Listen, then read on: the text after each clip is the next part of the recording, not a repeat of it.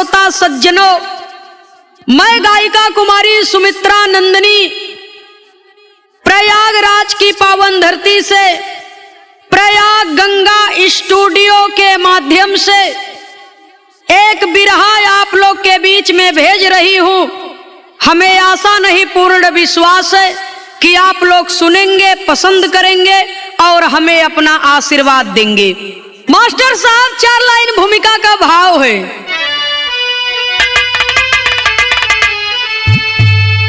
लहर जिनकी पताका गगन कुंज में,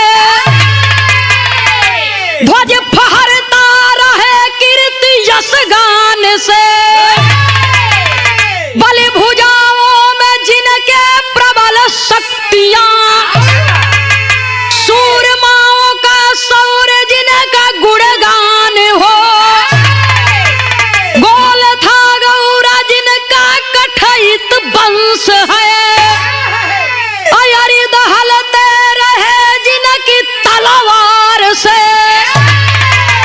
जंग ही जंग जिनके जहन में लिखा, प्यासा डरते नहीं अरि की हुंकार से।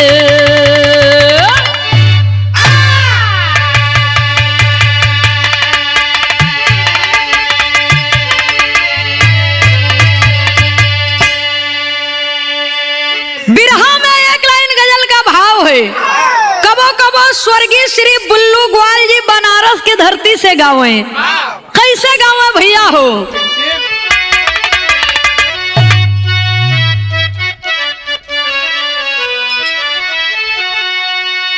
सागर से सुराही, सागर से सुराही टकराए, सागर से सुराही टकराए, बादल को पसीना आ जाए, सागर से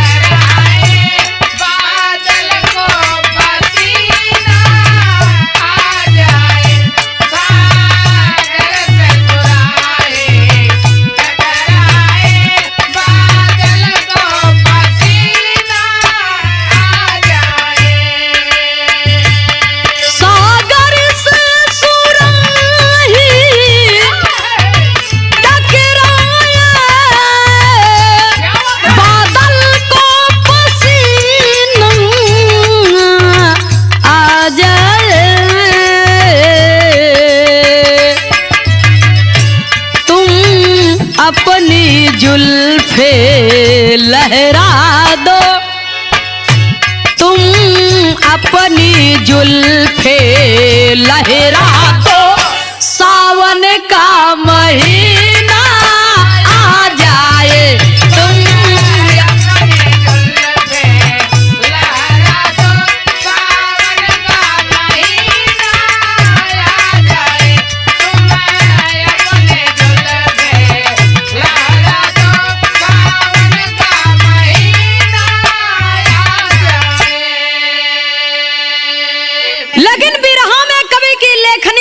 क्या है बाबूजी? जग में जाहिर जिन का लोहा, जग में जाहिर जिन का लोहा, चपलासी चमकती तलवार, जग में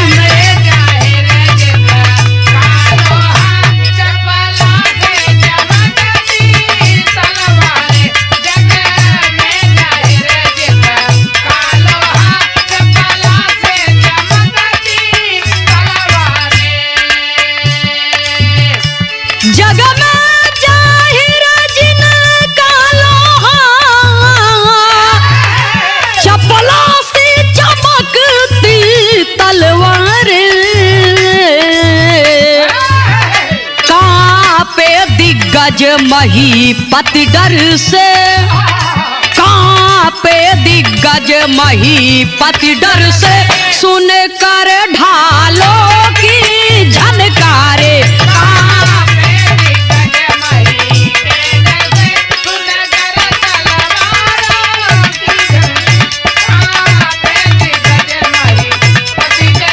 सुन कर ढालों की झनकारे। जग में जाहिर जिनका लोहा चपला सी चमकती तलवारें। जैसे बाबूजी बादल गर्जना करता है और बिजली चमकती है, जग में जाहिर जिनका लोहा चपला सी चमकती तलवारें, कांपे दिग्गज महीपति डर से, सुनकर ढालों की झनकारे। ये संसार में जिसका नाम, जिसका रुतबा, जिसका सम्मान बढ़ जाता है, चाहे वो उम्र में कितना ही छोटा हो, लेकिन बड़े बड़े बहादुर उससे कतराते रहते हैं। बिरहा का शुरुआती हमें से बात, कहानी का शुरुआती हमें से बात कहना है। दिक्कच्छप होए भयातुर दिक्पत पनंग घबराए, दिक्कच्छप होए भयातुर दिक्पत पनंग घबराए। धर्मी का पुत्र देवाईच जब कूद अखाड़े आए। लोरी का लाल चनराइत बलशाली दोनों लड़का, लोरी का लाल चनराइत बलशाली दोनों लड़का। तेगा तलवार का माहिर ना झुकी थी कभी पताका। माता सतिया का पिंडा पारन ही दोनों निकले, माता सतिया का पिंडा पारन ही दोनों निकले। मरकरी का घाट पे पहुंचे तो पन्ना का दिल पिघले।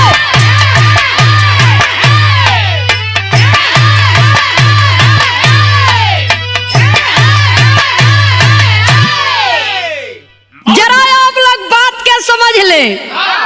सुना वाले बाबूजी, लोरिक का लड़का या भोरिक के विषय में तमाम गीत आप लोग सुने होंगे, लेकिन यदुवंश खानदान का नाम रोशन करने वाले वो बांका वीर लोरिक यादव और अभोरिक यादव। लोरिक यादव, भोरिक यादव, लोरिक का बेटवा या भोरिक। लेकिन इसमें कुछ और बातें बताई गई। लोरिक का लड़का देवराइच और चनराइत। चनवा के गर्भ से जो पैदा हुआ वो लड़का का नाम चनराइत रखा गया, और जो सतिया के गर्भ से पैदा हुआ उसका नाम देवराइच रखा गया। तो माँ सतिया ये दुनिया में नहीं है, माई सतिया का पिंडदान करे बदे गढ़ गौरा की नगरी से दोनों भाई चल दिए, देवराइच और चनराइत। बनारस की धरती पर मणिकर्णिका घाट पर पहुंचे। अपने माई के नाम का पिंडदान करके दोनों भाई वापस लौटे, और रास्ता में गांव सुहबल पड़ा। गांव सुहबल पड़ा और दोनों भाई का पियास का मारा गला चटकत बा। और कुछ ही दूर पर कुआं पर कुछ मेहरारू पानी भरत है। तो देवराइच और चनराइत जा करके वही कुआं पर बैठ गए। कहा ए बहन तनी पानी पिया दे तू, बड़ा जोर प्यास लगी बा, तनी पानी पिया दे। और प्यासे को पानी पिलाएंगी तो आपको बहुत बड़ा पुण्य मिलेगा। और इतना बढ़िया सुघर शरीर, एकदम चौड़ा कंधा और बढ़िया शरीर देख के तो देखा दुकुल में हरारू सोचे थे, कहा अरे बाप रे बाप, हाँ तो इतना सुंदर, इतना वीर, इतना बरियार और ऐसन लड़का ये वही तो अपने नगरी में नहीं देखा हो। तो कोई का बेटवा जेकर जीवन साथी बनी होकर तो जिंदगी संवर जाई। बाबू तनी अपन परिचय बताए द। देवराइच चनराइत सारी बात बता दिए, और जब बता दिए तो जाए के एक दुल्हन राजसभा में खबर कहवावत बा। सुहबल के राजा बामर, बामर सतिया के पिता थे। सतिया के पिता थे देवराइच और चनराइत का नन्ना। अब बामर का लड़का नानू, आशीष भैया एक थे नानू हमारे संगे ढोल बजावत है, एक थे नानू हमारे संगे ढोल बजावत है। लेकिन राजा बामर का लड़का नानू देवराइच चनराइत का मामा भयने के लगे आए के भयने से कहत का है। बिरहा में एक लाइन तर्ज का भाव है, कैसे मास्टर साहब कहना है।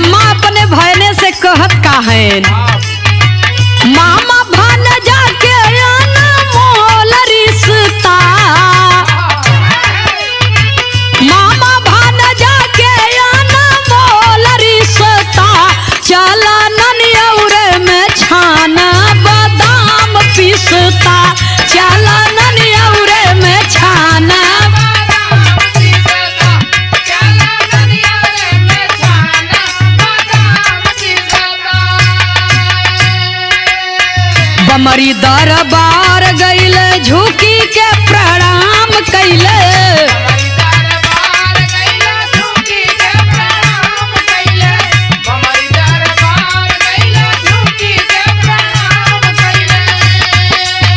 यादव वंश खानदान के नाम सरनाम कैले।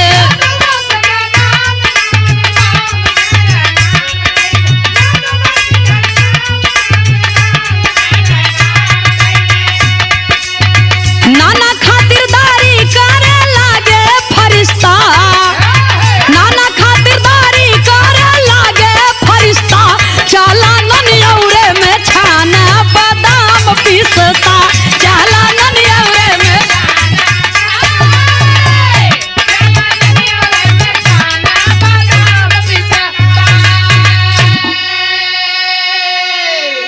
देवराइत चनराइत कहाँ आपके कहाँ हम तोहार मम्मा हई।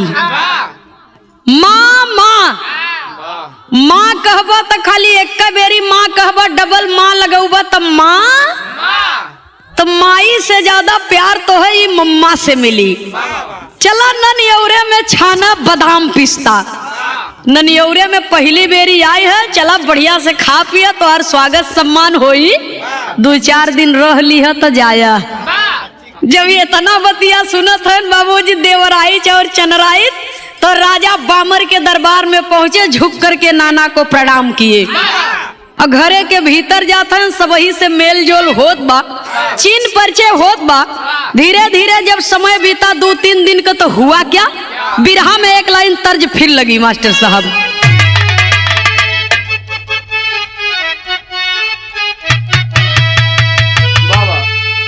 अरे प्रीतिया कहे के लगौला, प्रीतिया कहे के लगौला, बेकल जिया रहलो न जाए। प्रीतिया कहे के लगौला,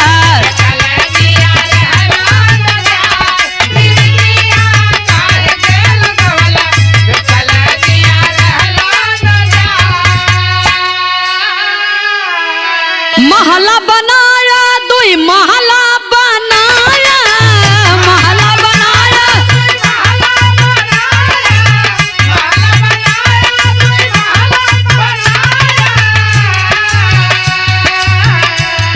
खिड़किया कहे ना लगवला, खिड़किया कहे ना लगवला, बेकल जिया रहलो न जाए। खिड़किया कहे ना लगवला, बेकल जिया रहलो न जाए।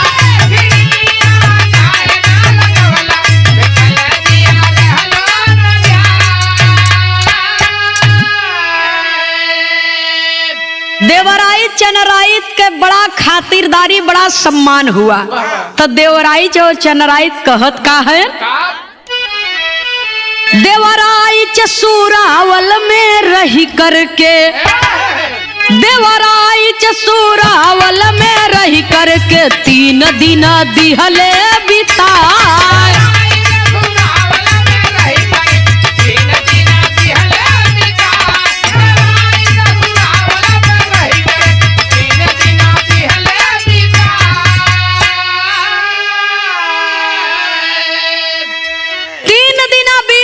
चौथे दिन गौरागढ़ की धरती पर जाए बदे दोनों भाई तैयार होते हैं।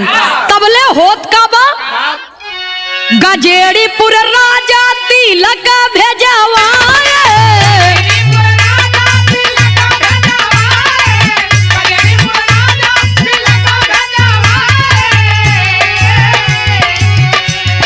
नाऊ बभनिया तू नंदन पठाए।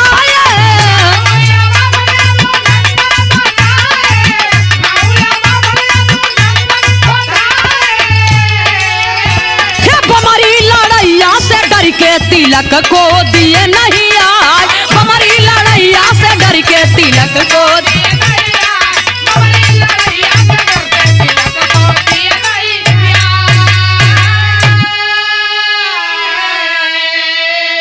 चौथे दिन दोनों भाई देवराइत चनराइत गौरागढ़ की धरती पर जाने के लिए तैयार हो रहे हैं। नन्ना मम्मा से चल के आदेश ले ले, चली घरे माई मजरी इंतजार करत हुई है। दोनों भाई तैयार होतन तबले गजेड़ीपुर का राजा यदुनंदन जेकर बिटिया बियाहे जोगे बा, लेकिन हमरे बिटिया से शादी वह करी जे हमरे खानदान से कई गुना वीर महापुरुष हुई। राजा यदुनंदन नाऊ बाभन के हाथों से तिलक भेजवा दिया, वही के तिलक चढ़ा के आया जे हमसे ज्यादा बरियार हुई। रिश्तेदार मिले तो बरियार मिले, गद्दार न मिले, ताकि मौके दर मौके काम दे हो। और नाऊ बाभन लेकर के तिलक टहलने लगे। कई जगह पर गए लेकिन कहीं जोगे घर बर मिला नहीं। तो लास्ट में पहुंचत कहाँ है? सुहबल नगरी में।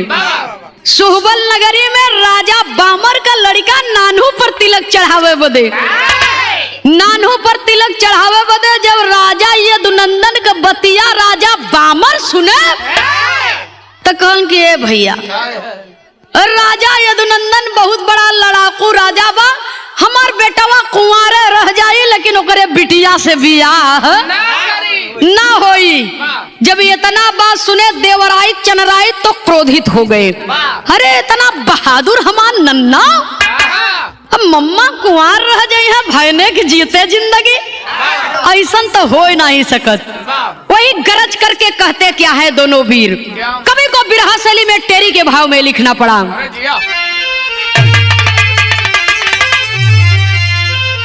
अरे राम लहू में भी उबाल आ गया, और गरज कर कहे वीर दो नैना हो गए लाल, अरे हो लाल, अरे हो लाल।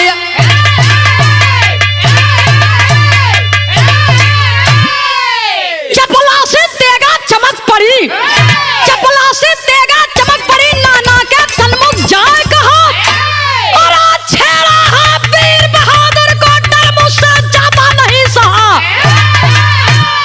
जंग जितना होगा देखूंगा, जंग जितना होगा देखूंगा, तैयारी तिलक की करे वो, और आज झट से इनकार है बामर, तू अपनी शादी रचवाओ। देवराय चनराय का है नन्ना, अरे पागल मत बना हो, मम्मा के सेहरा पर बंधे दो, माथे पर तिलक लगे दो। जब ये इतना बात सुने बाबूजी बामर का है बाबू तनी समहर के बतियावा, ओके कोनो घास मुराई समझे है, पहुंचबा तो उखाड़ के फेंक देबा।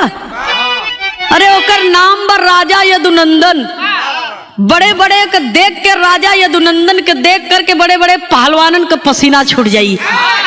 तो राजा यदुनंदन के बिटिया से बियाह करब तोहर दिमाग खराब बा।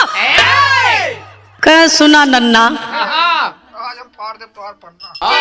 हम तो हर नाती है, हमार मम्मा इतना खूबसूरत कुंवार रह जाई है, भयने के जिंदगी पर धिक्कार बा। नाऊ बाभन के रोक के कहा है पहलवान लोग रुका, तो हर खातिरदारी हुई, मम्मा के माथे पर तिलक लगी, मौर बनी। राजा बामर कहा सुना बाबू, हमार बेटवा के माथे पर तिलक न लगी, तो ही अपने वीरता पर गर्व बा, तो तू ही अपन बियाहवा मान ला, तो ही अपन बियाहवा मान ला, अब कुछ मदद हम कह दे। जब इतना बात सुने बाबूजी देवराइच तो कहे ठीक बा, मिले वाली रही मामी और मिल गई दुल्हन।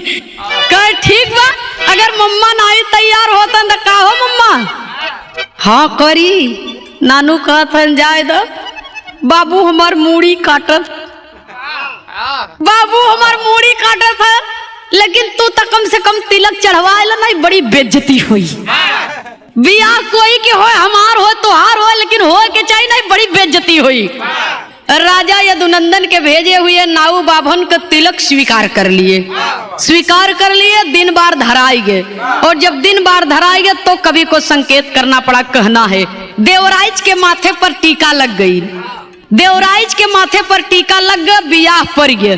तो बिरहा में एक लाइन तर्ज का भाव है मास्टर साहब, कहना है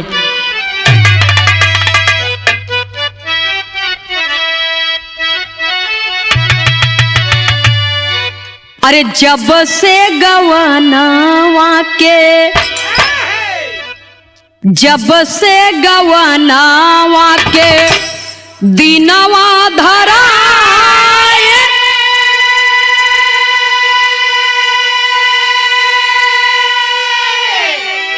जब से गवनावा के दिनवा धराइल रतिया ननी दयावे देह पियराइल। जब से गवनावा के दिनवा धराइल रतिया ननी दयावे देह पियराइल। जब से गवनावा के देवराइज करत का है। अरे लिखी करके पाती तब, लिखी करके पाती तब गौरा पठाए। लिखी करके पाती तब गौरा पठाए। गौरा समझरी के तुरंत बोलवाए। लिखी करके पाती तब गौरा पठाए। गौरा कमाजारी के तुरंत बुलाए। लिखी करके पाती तब चौका चंदन कर गईली तिलक चढ़ाई।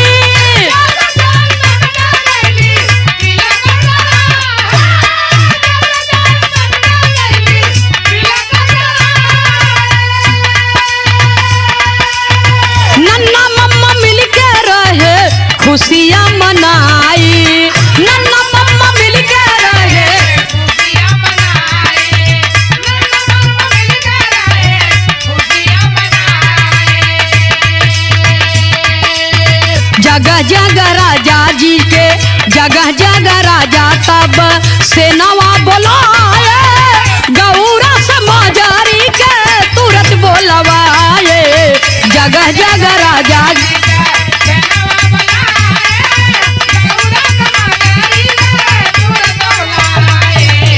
सयोजियो।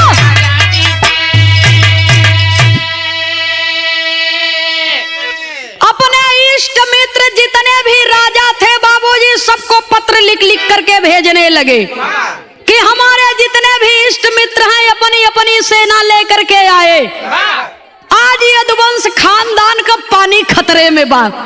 मर्यादा जाए के ना जाए, जान चल जाए परेशान। तो सारे राजा जब सुने बाबूजी तो जवन लड़े चाहत रहन राजा बामर के तरफ से और जो लोरी के और सांवर के हिमायती थे सब अपनी अपनी सेना सजा करके चले दलबल के साथ में। और जब सेना सजा करके चले हर गौरागढ़ में चिट्ठी लिख के माई मजरी के और तमाम परिवार के लोगन के सुहबल में बुलाया गया। और सुहबल में बुलाया गया ननियौरे से बियाह फन गए नाती के। और जब बियाह पड़ गया बाबूजी तब बिरहा में एक लाइन तर्ज का भाव देना पड़ा। कहना है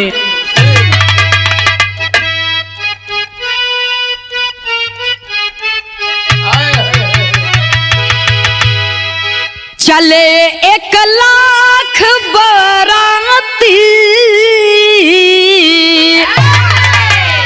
चले 1,00,000 बाराती गजेड़ी पुर रवाना भय। चले 1,00,000 बाराती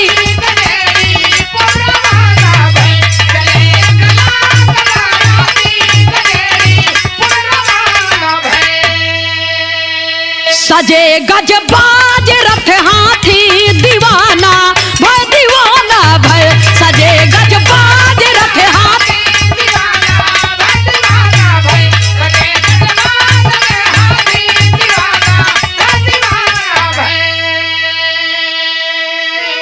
देवाइच बन चले दूल्हा, देवाइच बन चले दूल्हा। सजा सिंह राह माथे पे रे, सजा से राह माथे पे। चली है पालकी सज के, चली है पालकी सज के सफर सब का सुहाना भय। चली है पालकी सज के सफर सब का सुहाना भय।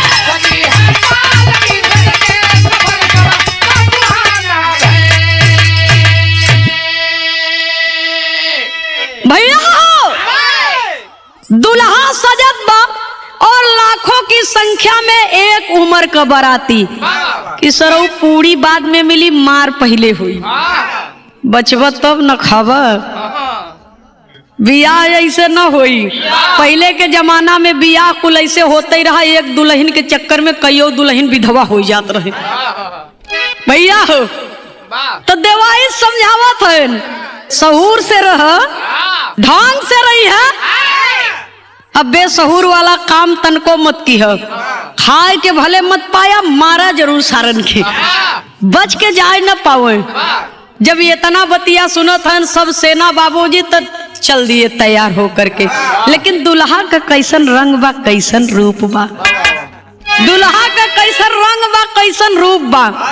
तर्ज एक बार फिर से बिरहा में उहे लगी मास्टर साहब, देवरिया फागे वाली लगी। कैसे भैया हो, बिरहा में कितना सुंदर भाव कवि लिखते हैं। और कुर्ता पहिरे पेटी बांधे, तो कुर्ता पहिरे पेटी बांधे, अरे पगड़ी बधल मऊरवा, आ दिल्ली के शाही जूता पहिनले चम चम चमके चेहरावा, दिल्ली के शाही जूता पहिन।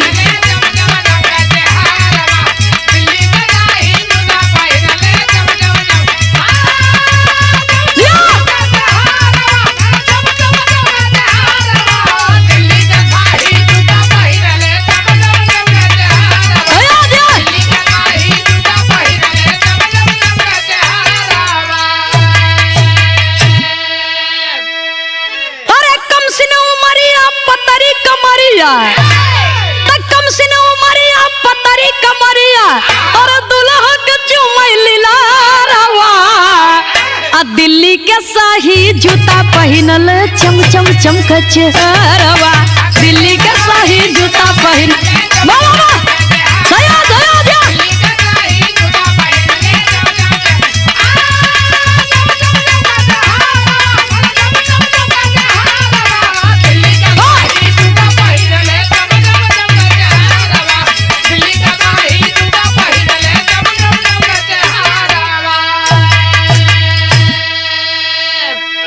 पतरी कमर कमसिन उमर, कमर में फेटा कटार, लप लप लप लप तलवार चमकत बा, तलवार चमकत बा बाबूजी। अब बाराती सजे हैं और गज हाथी रथ घोड़ा सबकर आवाज बड़ी सुहावनी लगत है।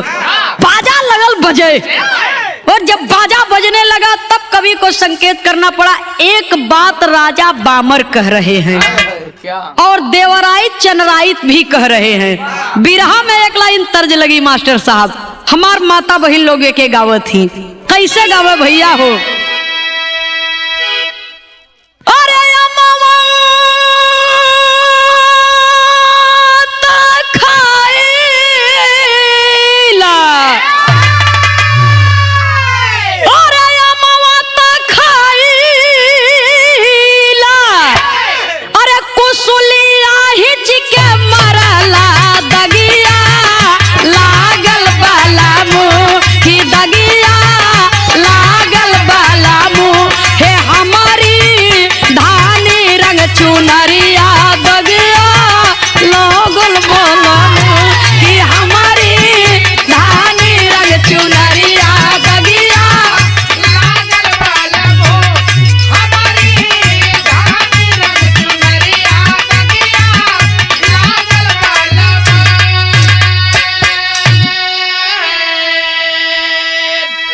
आशीष भैया ये तब मतारी बहन लोग गावे, लेकिन बिरहा वाले कैसे गायन, ये आप वाली हो।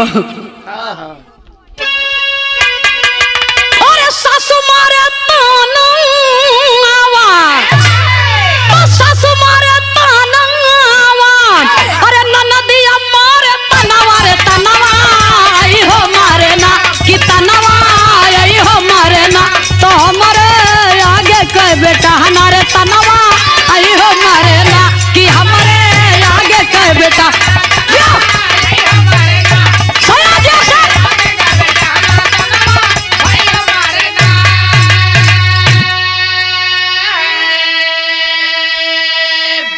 गवैया गाय दे हैं हमारे अगवा का बेटा हना तनवा, हमारे अगवा का बिटिहनी तनवा। लेकिन ये बात कहाँ का बा? एक सास ससुर परिवार में दुल्हन दुखी बा, तो दुल्हिया कहे कि दहेज के खातिर सास ससुर तो ताना मरते हैं। ई जवन देवरवा बा इहो ताना मारत बा, जवन ननदिया बा इहो ताना मारत बा। तो देवरवा बदे कहा हमारे अगवा का बेटा हना, ननदिया बदे कहा हमारे अगवा का बिटिहनी। लेकिन विरहा में भाव है, कहना है बाबूजी,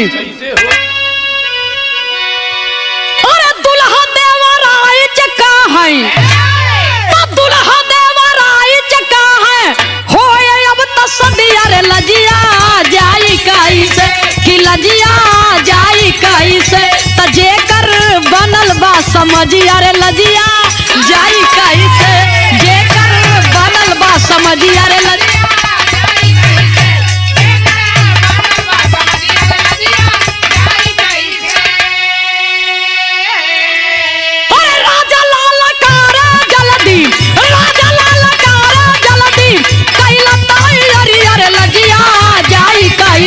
कि लजिया जाई कैसे, तो बच के जाए ना पावे पजिया रे लजिया जाई कैसे, बच के जाए ना पावे पजिया रे लजिया जाई कैसे।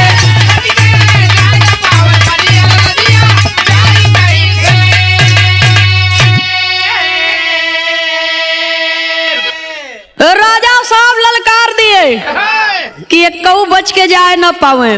पहले तो प्रेम से पेश आया, ढंग से बोला, तनको देखा कि दांव पेच लगावा था तो हज से मुड़ी काट के गिराए था धरती पर। एक ठिनी के मरबा तो सारे 4 ठी भगी है, एक ठिनी के मरबा तो 4 ठी भगी है पक्का। जेकर बनल बा समझिया लजिया जाई कैसे। आशीष भैया बिरहा जगत में हमारे संगहो भी यही बीतत हो। जेकर बनल बा समझिया लजिया जाई कैसे, राम न बिगाड़ी जेकर कोई का बिगाड़ी जी। सुने वाले बाबूजी, बारात सच करके चल देती है बाजा गाजा के साथ में, और बारात जा करके पहुंची राजा यदुनंदन अपने बिटिया के शादी के खातिर ऐसने सुघर बर देख के, अब वीर परिवार देख करके राजा का आज छाती चौड़ी हो गई, एकदम करेजा गदगद हो गए। राजा साहब जाए के राजा बामर के अपने सीनवा से लगाए लिए, अपने हृदय से लगाए लिए, अपने दामाद का पांव पखारत हैं। यहाँ तक तो सब ठीक ठाक बा, कुछ कोई बोलत नहीं बा। दुआर 4 हुआ, जल जल पान हुआ, भोजन भी होगा, तब वो क्यों नहीं बोला। जब दुल्ही दुल्हा मड़े में भावर घूमे के टाइम में आएगे, राजा यदुनंदन का लड़का जेकर नाम बा जयचंद, एक ठे जयचंद पृथ्वीराज चौहान जमाने में रहन। पृथ्वीराज चौहान के जमाने में जौन कन्नौज के राजा थे, जेकरे पल्ले नमक हलाली करे का शक्ति नहीं रही। नमक हरामी में नंबर 1 का नाम हो राजा जयचंद के। लेकिन राजा यदुनंदन का बेटवा राजकुमार जयचंद, राजकुमार जयचंद का दोस्त तैयार कहा कबेस हरे, जेकरे संगे बहिन बीहत है, तनी ओकरे भुजा का जोर तो अजमाए ले। कोई आए तो मार के मुआए के तोर बहिनिया उठाए ले जाई, तब का करबा का करबा हो? तनी अजमाए ला कि बहनोई लायक हो कि नहीं। जब ये इतना बतिया सुनो तो बाबूजी जयचंद तो दूसरे के भड़काए में अब सार का पारा गरम एकदम, और सार का पारा एकदम 7वें आसमान पर पहुंचत बा, तो सार दास करत का है। कभी को बिरहा में पपट के लाइन में लिखना पड़ा।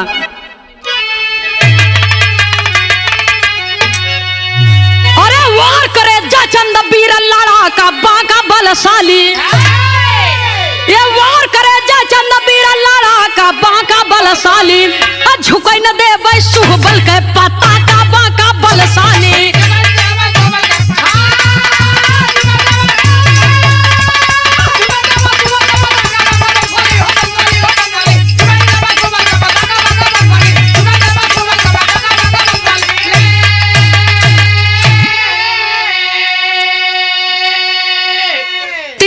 जयचंद किया दुर्गा करती रखवाली हो, चनराई तलवार से अपने हनी के बान है मारी हो।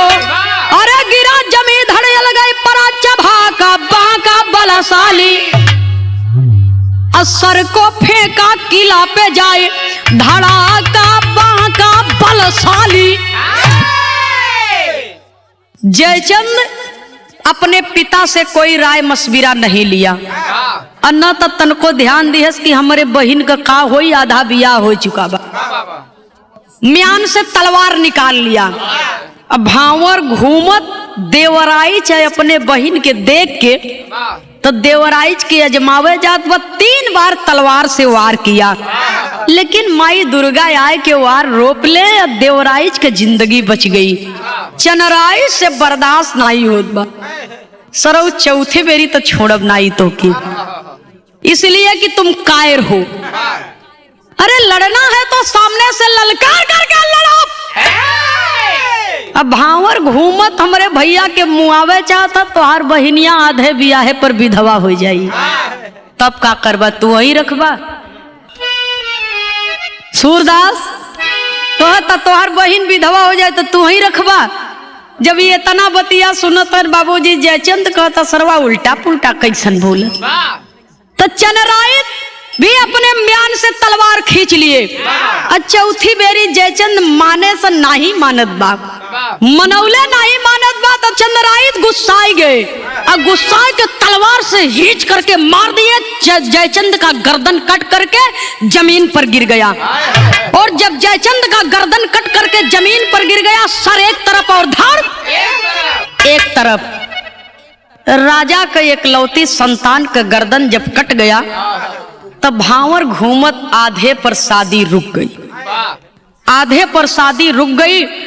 और राजा यदुनंदन अपने बेटवा का कटा हुआ सिर ले करके अपने गोद में रख करके बिलक बिलक करके रोने लगे। तब राजा यदुनंदन को बिटिया कहे, पिताजी मेरा भाई गद्दारी किया, पीठ पीछे वार करना एक वीर का कहाँ का धर्म है। अगर हमार बियाह करके विदाई न करबा तो पूरा दुनिया मेहना मारी, तो तिल तिल करके मरने से अच्छा है कि हमके अपने हाथ से मुआए दा और ना ही हमार कन्यादान कर दे। जब ये इतना बात बाबूजी सुनते हैं राजा यदुनंदन, तो करते क्या हैं, कवि को संकेत करना पड़ा, आल्हा के लाइन में लिखना पड़ा।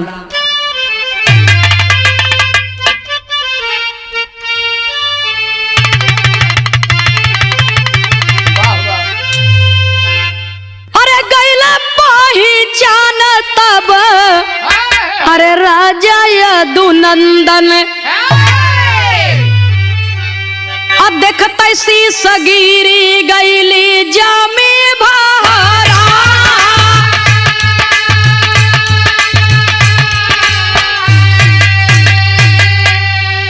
बाबू देखते सी सगीरी गईली जामी भारा।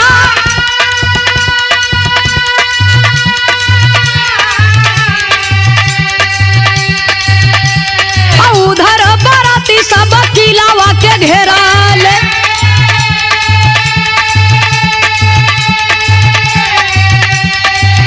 बाबू उधर बाराती सब किलावा के घेरा ले।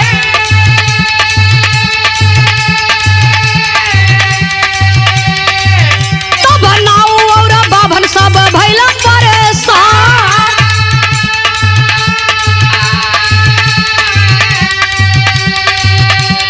कैसन का बाला आई गईली सिरा ऊपर।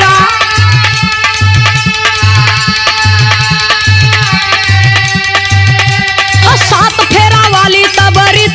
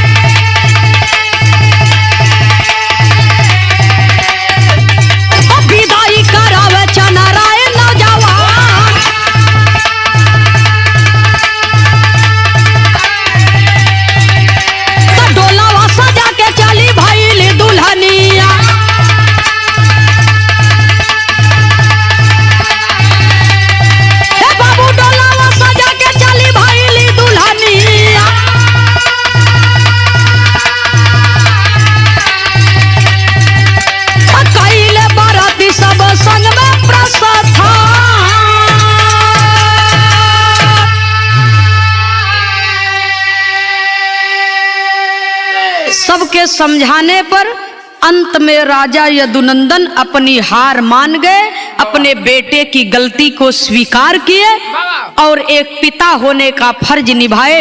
एक तरफ बेटे की अर्थी सजी है और दूसरी तरफ बेटी की डोली। बेटवा का अर्थी और बिटिया का डोली। भाई को शमशान घाट ले जाने की तैयारी है और बहन को ससुराल विदा करने की तैयारी है।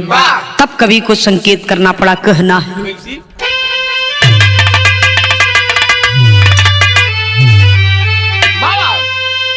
अरे डोला लाई के सुरावल लौटे ए बाबू राजा बमारी,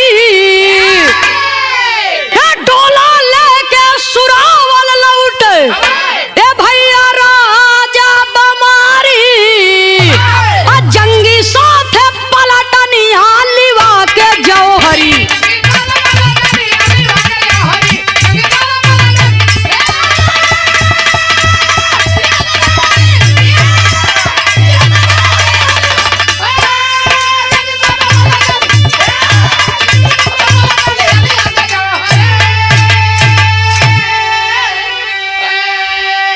वीर बाकुरा गौरा वाला देवराई नौजवान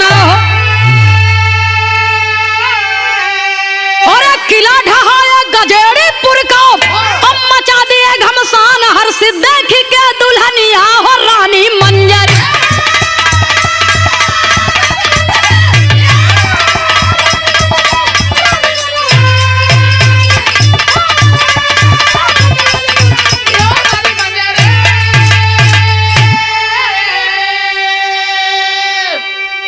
माई मजरी अपने चाँद जैसन बहू के देखत है, कहे वाह बेटवा हो तो देवराई चनराइत की नहीं हो। जब ये इतना बतिया सुनत है देवराई और चनराई जाए के माई के पाँव छू के आशीर्वाद लेते हैं। माई अपने बहू के आरती उतार के बड़ा खुश है। कुछ दिन सुहबल में रहने के बाद ससम्मान के साथ में ननियौरे से विदाई होत पर दुल्हन लेके गौरागढ़ की पावन धरती पर पहुंचे। सुने वाले बाबूजी, माई सतिया के आत्मा के शांति हेतु पिंडदान भी किए और बड़े बड़े वीरों का अहंकार भी नष्ट किए और अपने दुल्हन के लिवा करके ससम्मान वीरता पूर्वक अपने घर पर पहुंचे। कवि को संकेत करना पड़ा आखिरी और अंतिम प्रमाण में गुरु घराने के परिचय के साथ में।